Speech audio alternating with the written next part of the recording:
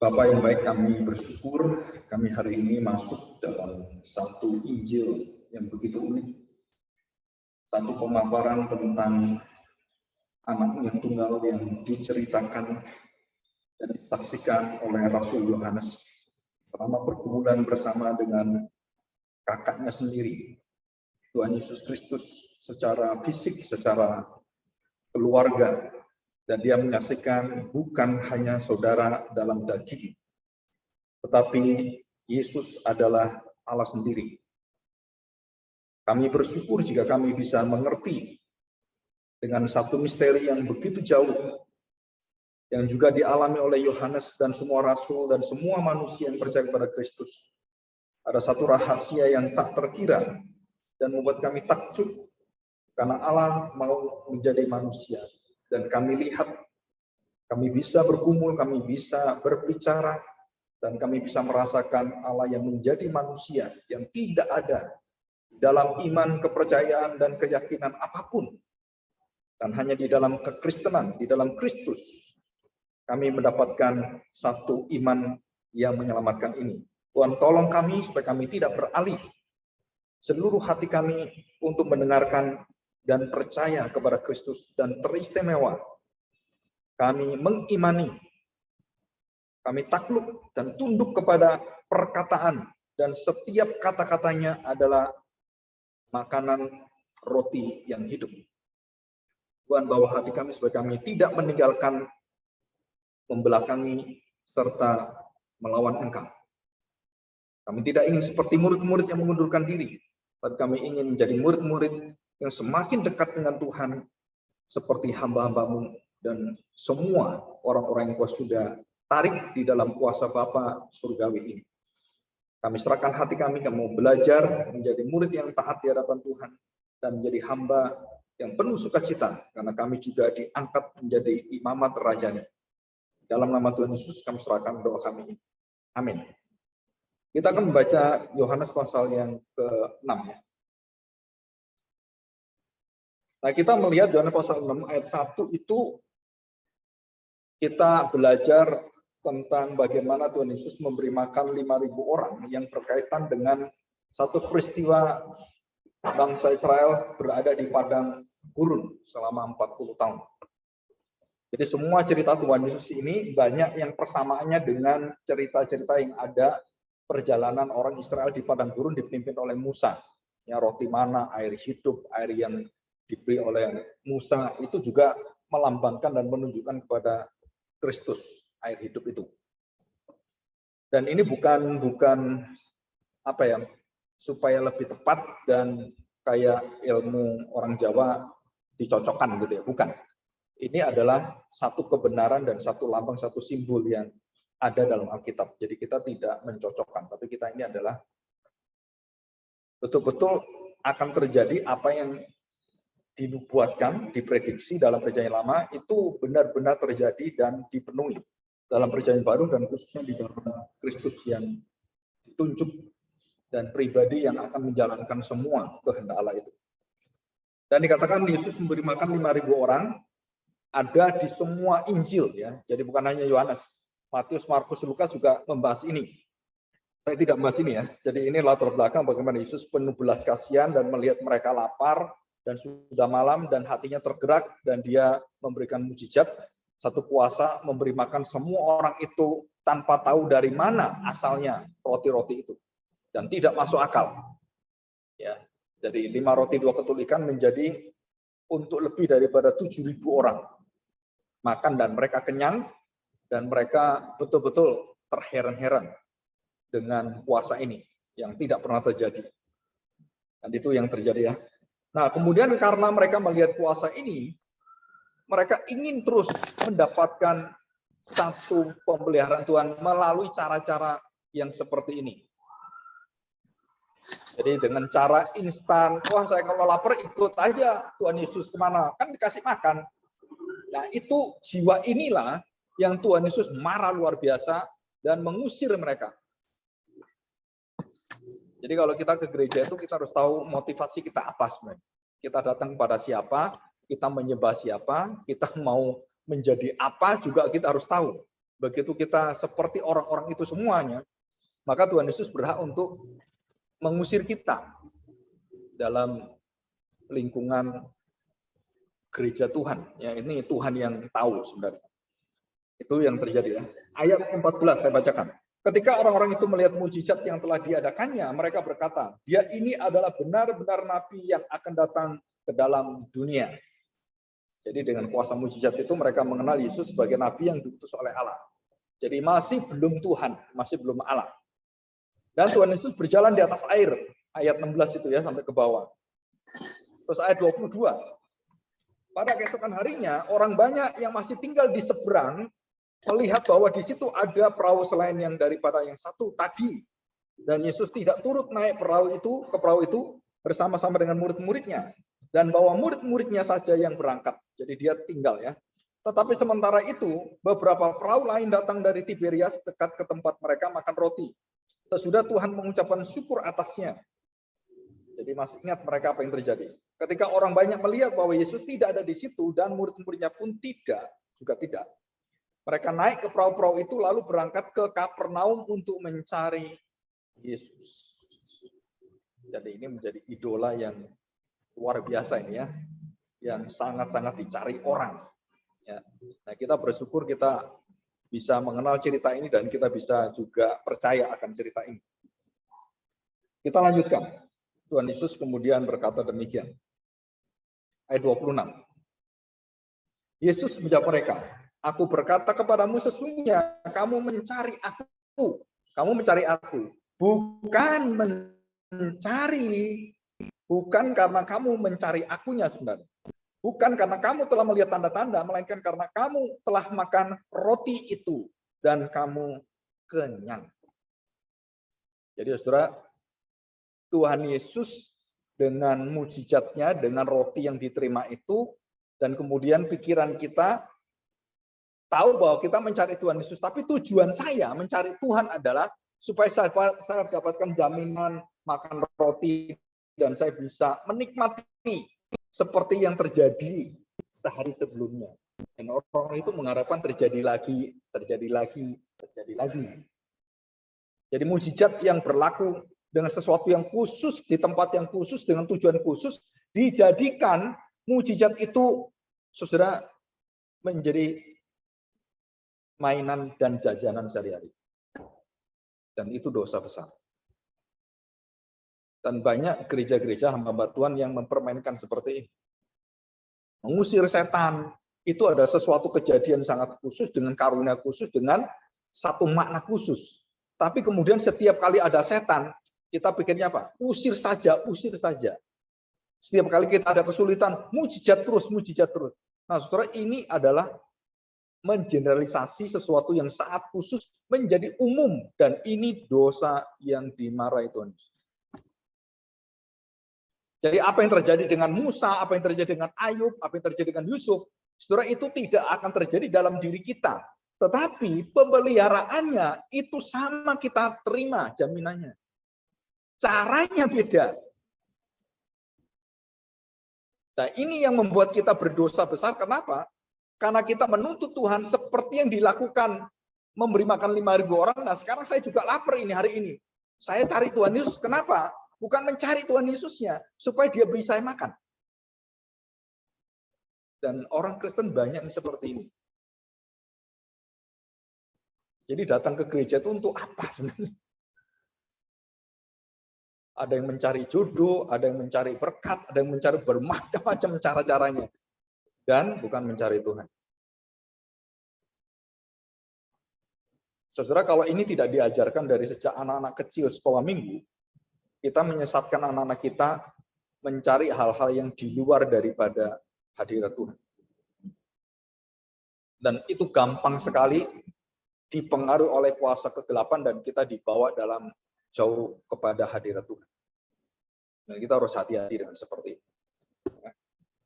Nah, saudara perhatikan ayat yang ke-27. Bekerjalah bukan untuk makanan yang akan dapat binasa, melainkan untuk makanan yang bertahan sampai kepada hidup yang kekal, yang akan diberikan anak manusia kepadamu, sebab dialah yang disahkan oleh Bapa Allah dengan meterainya.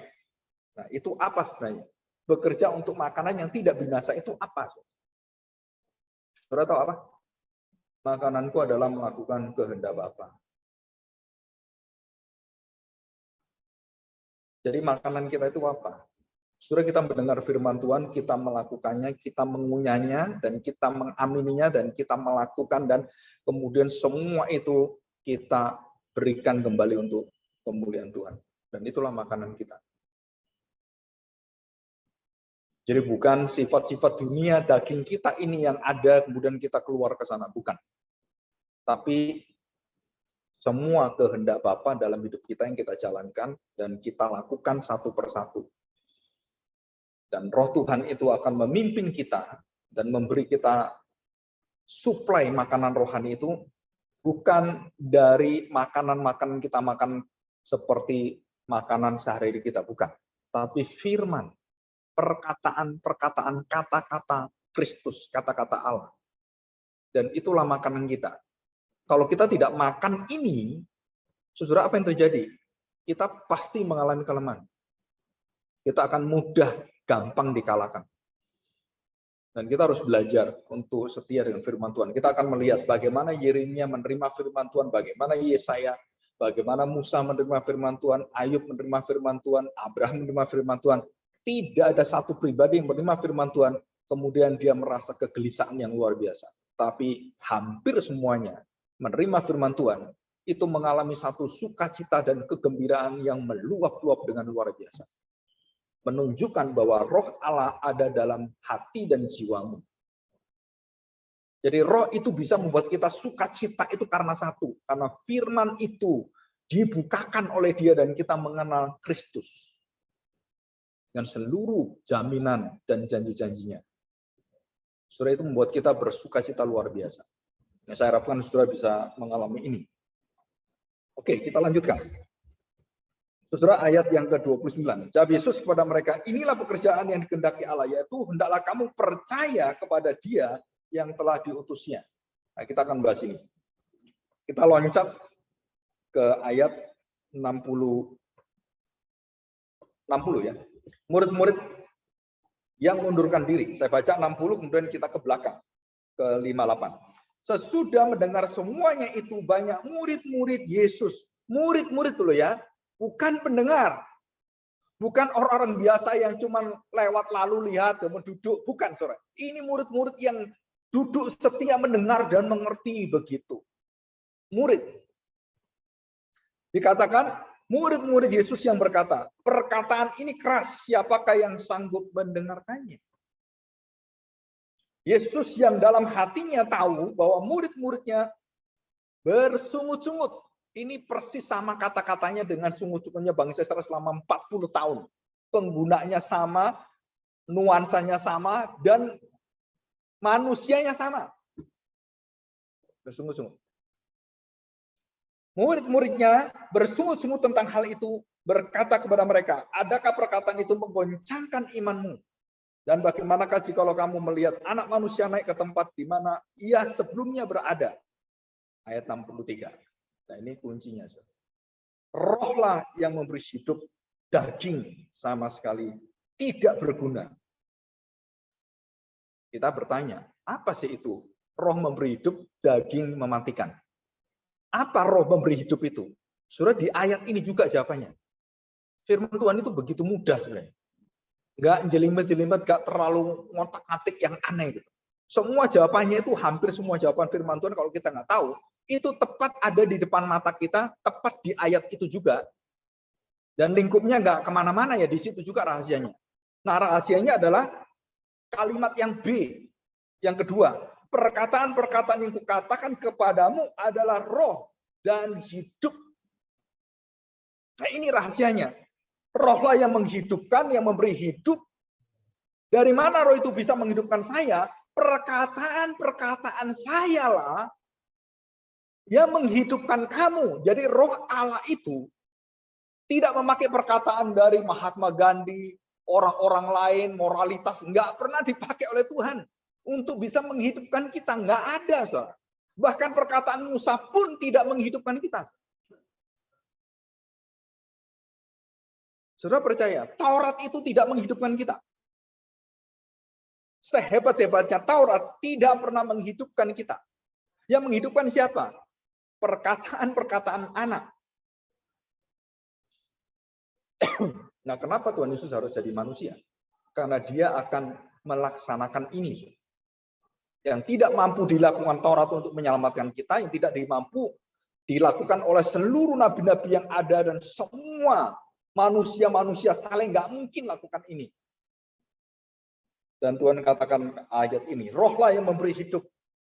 Bagaimana roh itu memberi hidup? Jawabannya, perkataan-perkataan yang kukatakan kepadamu adalah roh dan hidup.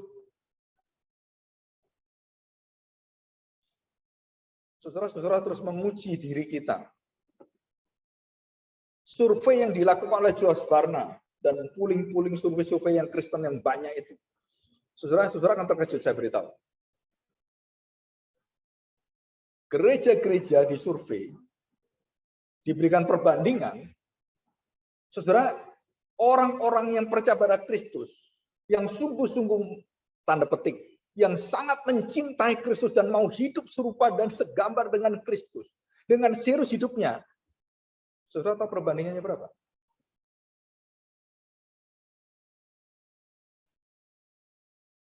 Bukan 10:1. Kalau jemaatnya itu ada sekitar hampir 100.000 orang. Yang punya hati seperti itu nggak lebih daripada 100 orang. Nggak lebih dari 100 orang. Jadi kalau 100.000, 100 orang. 1:1000.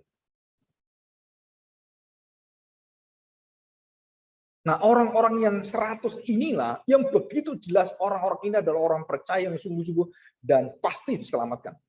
Yang lain nggak tahu. Tanda tanya besar. Yang terbawa arus, mungkin imannya lemah, dan Tuhan akan menguji dengan api. Semua pekerjaannya habis, semuanya yang dari kayu, dari apa habis. Saudara, tapi untungnya apa? Masih masuk surga kamu. Jadi banyak orang Kristen yang masuk surga dengan tanda petik pas-pasan. Karena semuanya itu bersifat duniawi. Kita nggak memusatkan hidup kita kepada Tuhan untuk memuliakan Tuhan. Dan kita berputus serius untuk melihat semua bagi Tuhan. Saudara, saya percaya reformasi jika tidak ada kaum Puritan, itu menjadi rusaknya luar biasa. Tuhan berikan orang-orang yang begitu menjaga kekudusan hidup. Orang-orang yang punya satu sifat yang begitu sungguh-sungguh tegas kepada firman Tuhan dan tidak kenal kompromi dan tidak mau dicampurkan dengan apapun, dan mereka rela mati, dibakar, dianiaya. Dan ditinggalkan oleh jemaatnya. Enggak masalah dia. Richard Baxter itu, saudara, dihina luar biasa. Dan dianggap sebagai orang yang kolotan, orang yang nggak peduli dia. Kenapa? Karena Tuhanku, aku lebih cinta dia daripada mendengarkan kamu. Dan banyak dalam bukunya Reform Pastor, saudara kalau pernah baca, Baxter sangat sakit hatinya dengan para hamba Tuhan yang menjual semua hak kehambaannya. Yang tidak mau serius dengan firman Tuhan. Yang melayani asal-asalan, yang tidak bergumul dengan firman Tuhan, saudaranya mencari kesempatan-kesempatan, bahkan saudara yang dikatakan seperti iblis adalah yang memperkaya diri dengan memeras jemaatnya.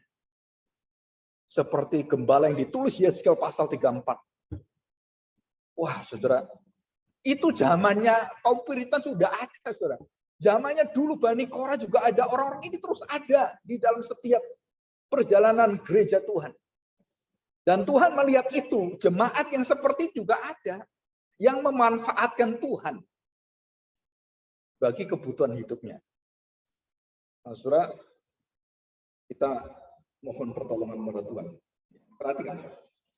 Ayat yang 64. Tetapi di antaramu ada yang tidak percaya, sebab Yesus tahu dari semula siapa yang tidak percaya dan siapa yang menyerahkan dia. Siapa ini, saudara? Yudas.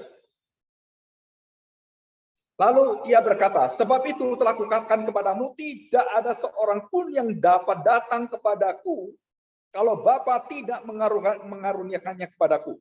Mulai dari waktu itu, banyak murid-muridnya meninggalkan dia, mengundurkan diri, dan tidak lagi mau ikut dia. Dan dikatakan kalimat ini adalah selamanya tidak mau ikut. Kalimat past tense. Selesai. Saudara, luar biasa ya. Jadi sejak itu mereka waktu Tuhan Yesus tegur, kamu bersungut-sungut, dan dia marah, dan mereka usir, mereka katakan, nggak ikut kamu, nggak apa-apa. Masih ada yang lain.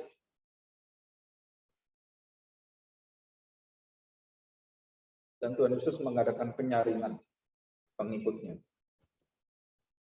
Saudara, kalau saya pikir-pikir ya, kalau kita secara pikir-pikir secara kehidupan kita, siapa hamba Tuhan berani seperti Tuhan Yesus? Berani menyaring orang datang dan berani ngusir orang datang. Ngusir muridnya, diusir, saudara. Kalau kita sekarang murid, mungkin penatua-penatua, diaken-diaken gitu kan. Saudara, dari mana itu? Karena mereka tidak memiliki hidup di dalam roh. Dan mereka tidak percaya pada perkataan-perkataan Kristus, ajaran-ajaran Kristus. Jadi ukurannya bukan soal pelayanan mau apa, mau kursi warna merah biru, bukan. Saudara. Ini bukan masalah itu. Masalahnya adalah perkataan Kristus kamu iakan atau tidak. Kamu percaya dia atau tidak. Pengajarannya kamu betul-betul imani atau tidak. Nah, saudara, itu yang kita pegang dan kita tidak main-main, dan kita katakan kalau tidak, kami mengatakan bahwa kamu bukan gereja milik murid Kristus. Mengapa? Karena roh tidak bekerja dalam hatimu, dan roh tidak melahirbarukan engkau, tidak memeteraikan engkau. Engkau tidak mengerti apa yang kami ajarkan. Nikodemus datang pada Tuhan Yesus, sama. Kamu memikirkan hal-hal daging. Saudara, dalam kitab Yohanes, khususnya Rasul Yohanes yang menuliskan Injil, itu dibagi dua, manusia daging dan manusia roh. Sampai kepada siapa, saudara? Mamanya sendiri pun masih manusia daging. Menginginkan Yohanes dan Yakobus untuk duduk di sebelah kiri dan kanan Tuhan Yesus. Itu daging, saudara. Dan waktu mamanya dalam masalah yang besar, perkawinan Kana, dia cari, betul kan? Cari siapa? Cari anaknya, karena dia tahu anaknya ini luar biasa. Malaikat pernah ngomong ini. Saudara, kita bayangkan satu pengetahuan yang betul-betul ilahi, tapi dipermainkan dan diambil untuk diperintah oleh Maria. Saudara, itu sama dengan yang kita baca hari ini.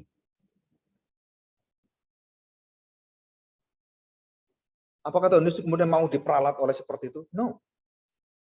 Tuhan Yesus dengan sopan, dia tidak marah dengan mamanya. Waktuku belum tiba. Artinya, jangan ngatur saya. Yang ngatur saya Bapak saya.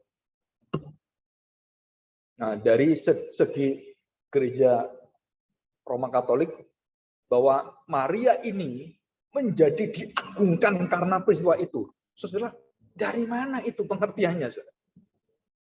Sebaliknya, Maria itu menjadi orang yang menginginkan sesuatu yang bersifat daging duniawi. Dia khawatir dengan pernikahannya, dia khawatir, aduh bagaimana? Dia cari anaknya yang mampu, yang bisa diandalkan. Dan anaknya mengatakan apa? Jangan ngatur saya. Mamanya datang cari, itu tuh mamamu, hormati dong tuh mama. Siapakah mamaku? Siapakah saudaraku? Tersinggung dong nih saya.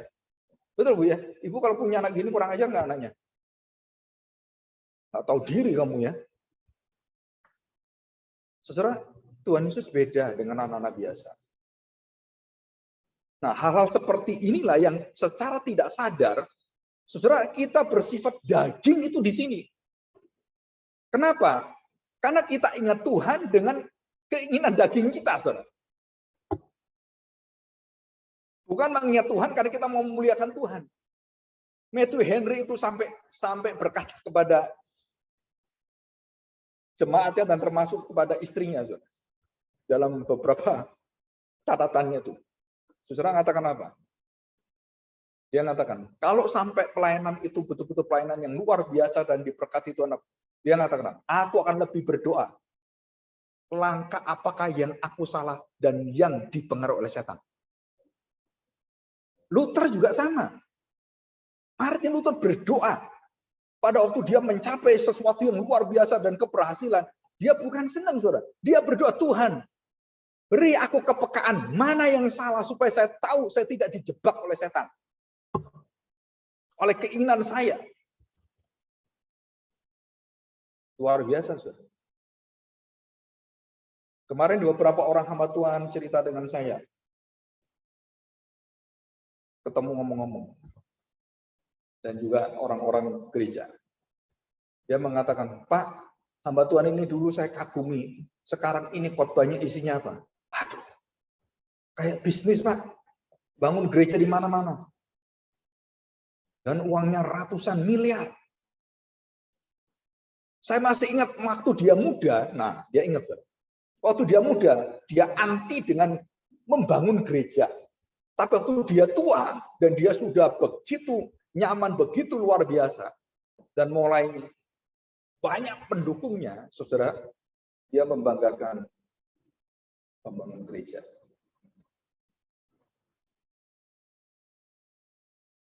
Dan dia mengatakan sekarang khotbahnya sudah beda, Pak.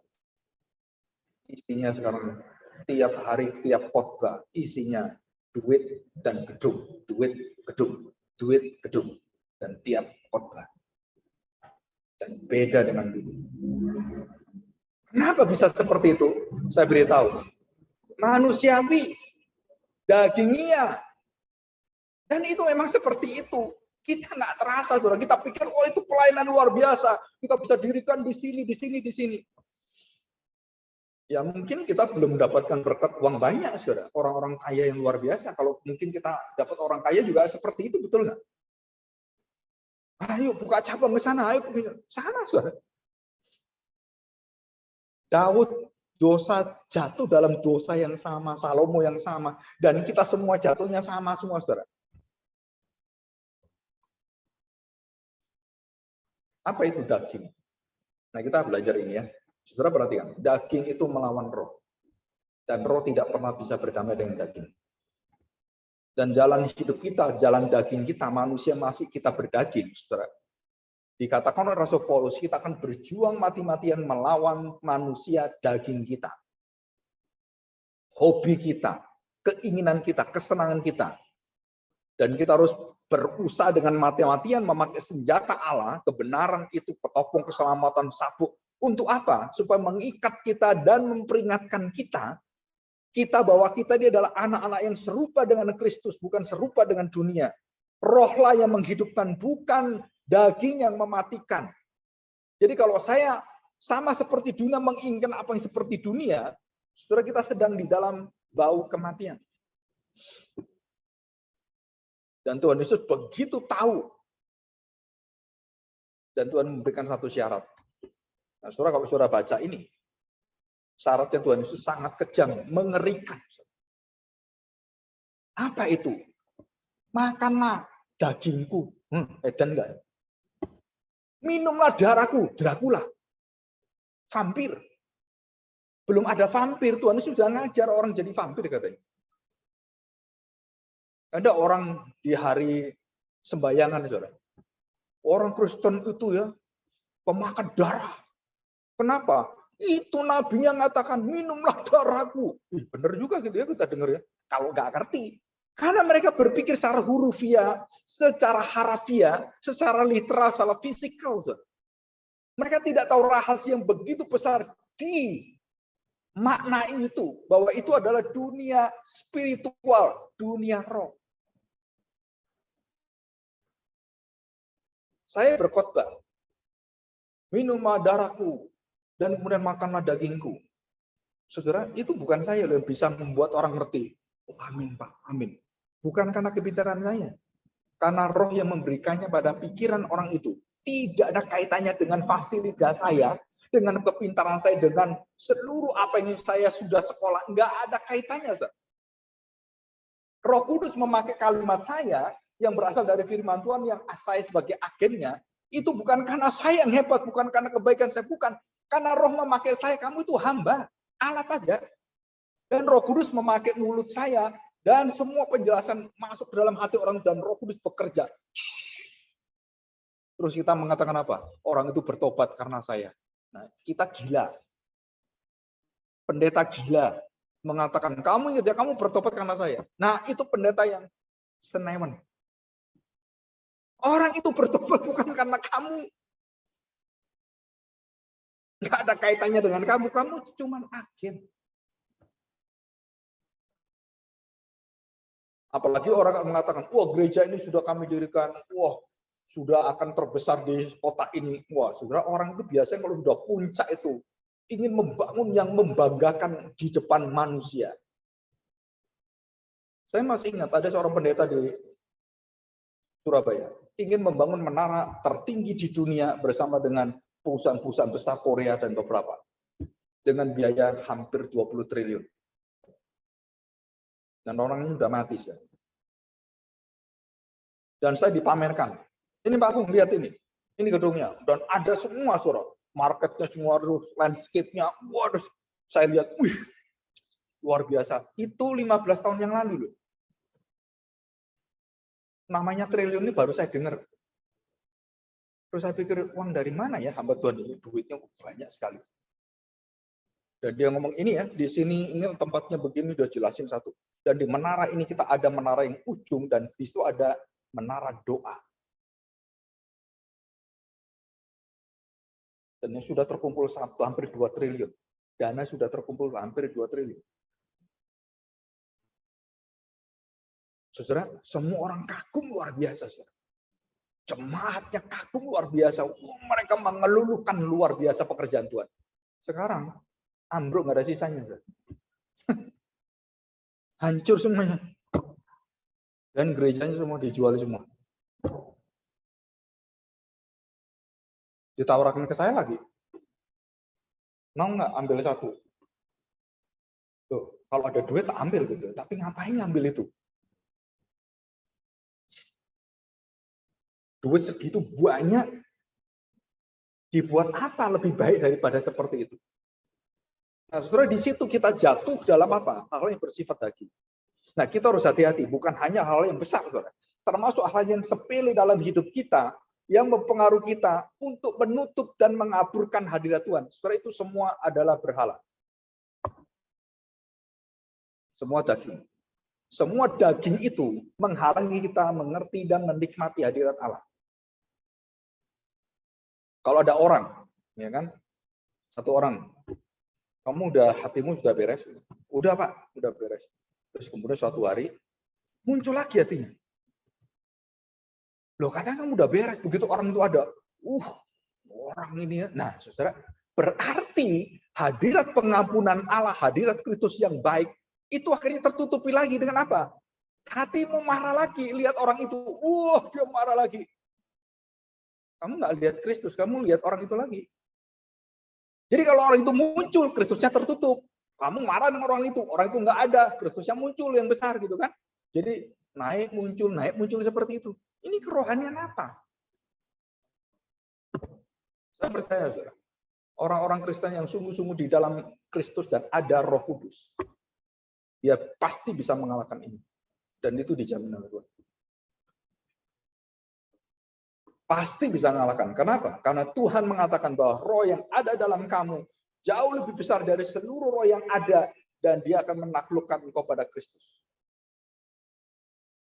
Maka orang Kristen bisa berdoa, kasihlah musuhmu. Jangan membalas caci maki dengan caci maki kemarin. Kenapa bisa?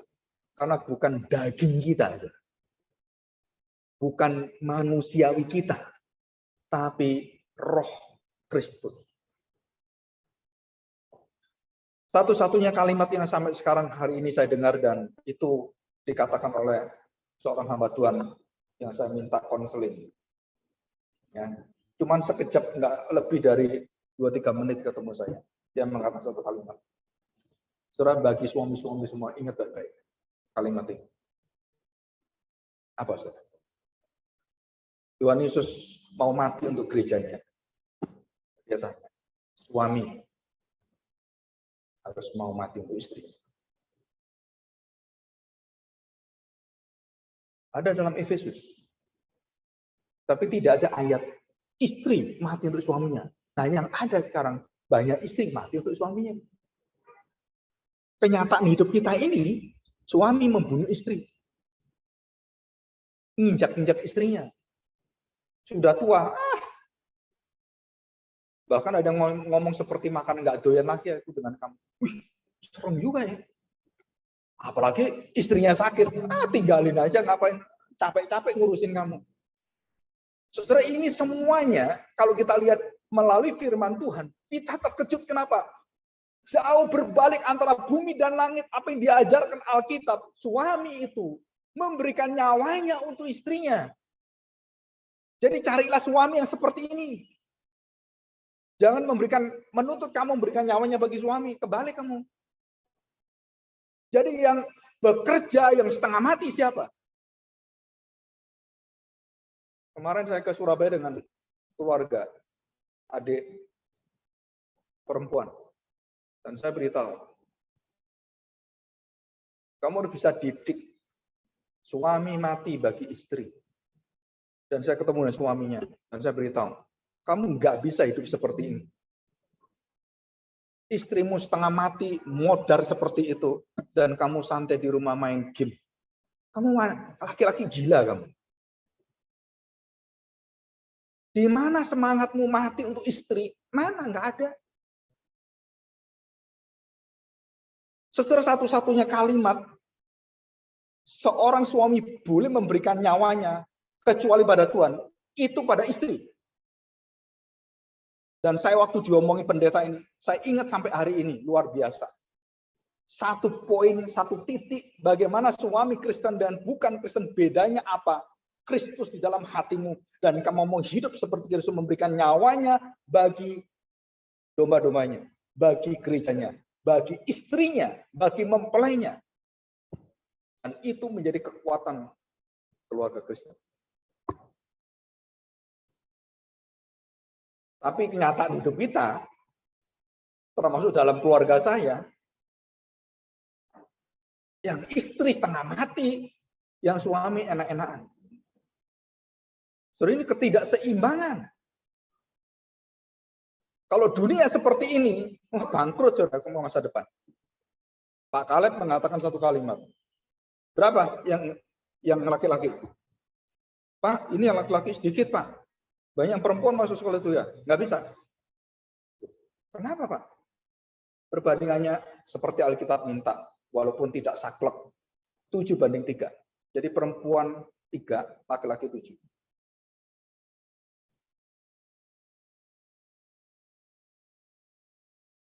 Loh, kenapa Mbak Tuhan harus laki-laki? Dan dia mengatakan, Alkitab yang mengajar, bukan saya. Alkitab yang berotoritas, bukan saya. Kita turut Alkitab, bukan turut berapa banyak ikut. Enggak, batasin 3 orang. Tidak boleh lebih. Nah, sekarang saya nggak tahu berapa orang yang diterima. Tapi waktu saya berada di sekolah misi dan sekolah-sekolah lain, itu ceweknya lebih banyak.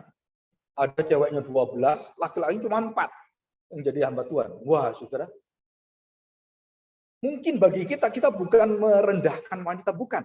Tapi Alkitab mengajar bahwa itu semua diatur oleh Tuhan di dalam gereja Tuhan, diatur Tuhan. Bukan otoritas saya, bukan karena saya kasihan dengan, bukan saudara. Kita harus taat pada firman Tuhan. Perkataan-perkataan Kristus selalu membawa kita hidup. Kalau tidak, saudara itu kita akan sulit sekali. Leader yang ada di depan itu kalau diganti 7%-nya laki-laki, kemudian diganti dengan perempuan dan laki-lakinya 3, saudara perhatikan, seluruh keluarga yang tidak ada suami, anak-anaknya tidak bisa tegas. Dan itu kenyataan. Tanpa adanya laki-laki, semua wanita, saudara, anak-anakmu jadi seperti ibu semua. Sebaliknya, laki-laki nggak ada istrinya, anak-anakmu nggak peduli dengan wanita. Sama aja. Jadi harus ada keseimbangan di dalam. Nggak boleh dihilangkan, tetapi saudara, Alkitab mengajarkan seorang pemimpin yang menjadi pemimpin itu prosentasenya harus ada. Dan tidak boleh setiap feminisme. Nah, karena tesis saya, master saya feminisme, itu merusak tatanan dan dia meminta hak sama 50%, 50%. Kalau ada satu laki-laki, satu perempuan, presiden boleh, saya juga boleh. Semua sama haknya. Saudara, dan dituntut termasuk dalam gereja juga sama. Saudara, gereja bukan kamu atur, bukan hak feminisme. Gereja hak Tuhan, bukan hak manusia. Kalau kamu masukkan daging dalam gereja, dan disitulah akan terjadi kerusakan-kerusakan yang tidak akan kamu lihat. Dan bagaimana terjadi? Saudara, beberapa negara yang ambruk, banyak negara yang ambruk. Saudara tahu beberapa penyebabnya? Ada dua besar, menghina wanita dan meninggikan wanita.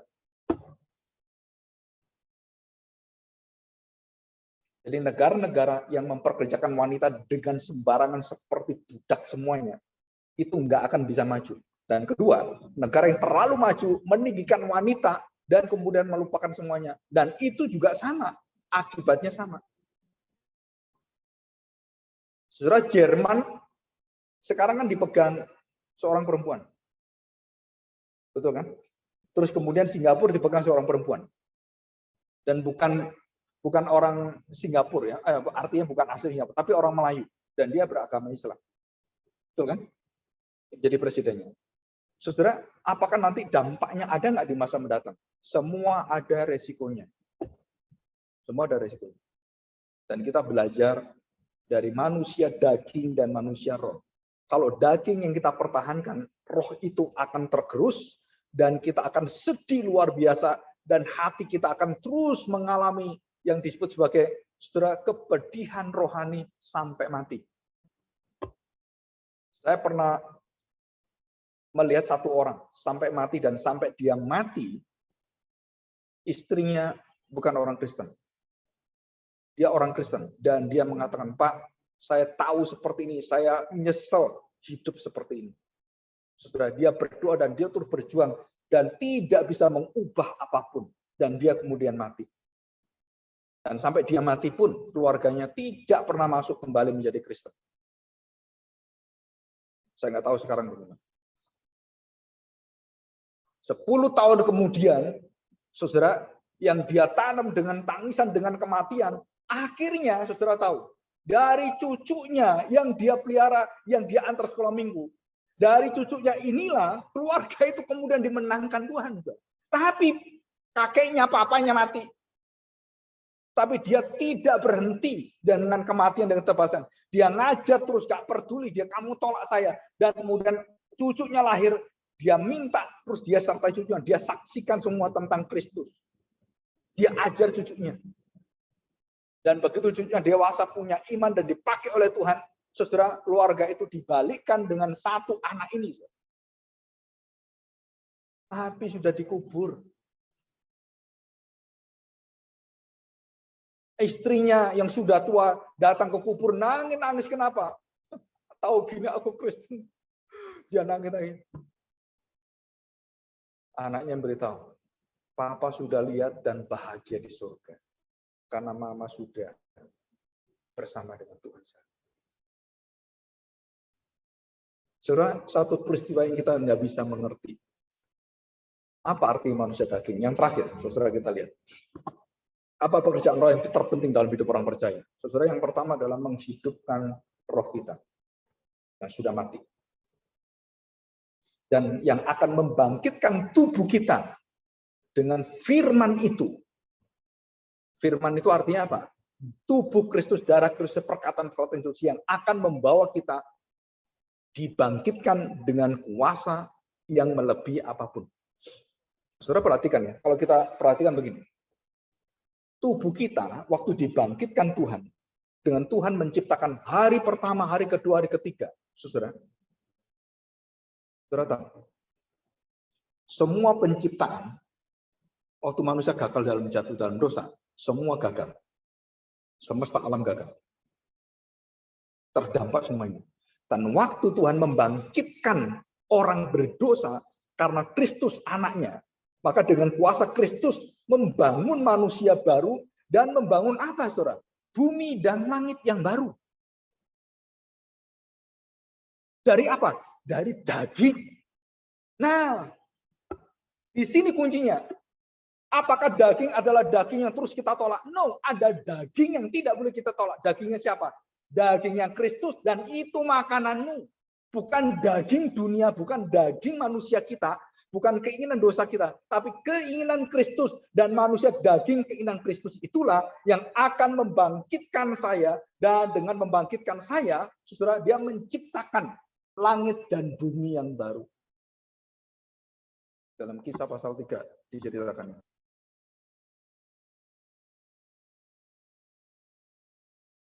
Saya tidak membaca kalimat Yeremia pasal 15 ayat 16. Atau dibaca aja ya, supaya kita tahu. Yeremia 15 ayat 16. Saya baca ayat ini waktu saya kuliah itu ya. Profesor Kwesiwa yang ngajar itu ya. Nah, saudara, waktu dia memberi tugas, saya pada waktu nggak tahu tugasnya, kenapa sih kok aneh tugas ini. Tugas, coba kamu refleksikan Yeremia 15 ayat 16. Semua tugas direfleksikan. Dan kemudian dia panggil satu-satu muridnya. Karena yang master cuma ada 3 orang waktu itu. Jadi saya dengan beberapa 2 orang. 1 perempuan. Saudara, saya bacakan ya. Apabila aku bertemu dengan perkataan-perkataanmu, maka aku menikmatinya. Firman-Mu itu menjadi kegirangan bagiku dan menjadi kesukaan hatiku, sebab nama-Mu telah diserukan atasku, ya Tuhan, Allah semesta alam. Ya Tuhan semesta alam, aku kenal Engkau dalam firman-Mu, yang adalah makananku, aku menikmatinya, aku penuh kegirangan. Firman-Mu. Mazmur 1. Semua tentang firman. Daud, Abraham, seluruh yang ada dalam perjanjian lama semua dan perjanjian baru. Dan waktu murid-murid yang di Emmaus bertemu dengan Tuhan di tengah-tengah mereka tidak kenal. Dan Tuhan Yesus membukakan firman perkataan-perkataan itu. Dan waktu pikiran mereka dibuka, apa yang terjadi? Kleopas dan temannya. Mereka bersuka cita, mereka meluap kegembiraan. Saya tanya, saudara pernah mengalami ini? Baca firman dan meluap dengan sukacita. Dan kadang membaca firman Tuhan, kok bisa nangis luar biasa karena mengingat dosamu. Siapa yang bisa membuat engkau seperti itu? Perkataan-perkataan Kristus. Firman akhirnya hidup.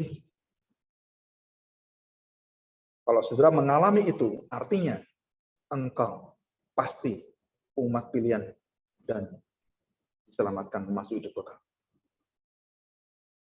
Tanpa roh ini, sudah kita nggak pernah tahu jaminan keselamatan. Kita masuk dalam doa. Kita bersyukur di hadapan Tuhan. Bapa yang baik, kami bersyukur di hadapan-Mu.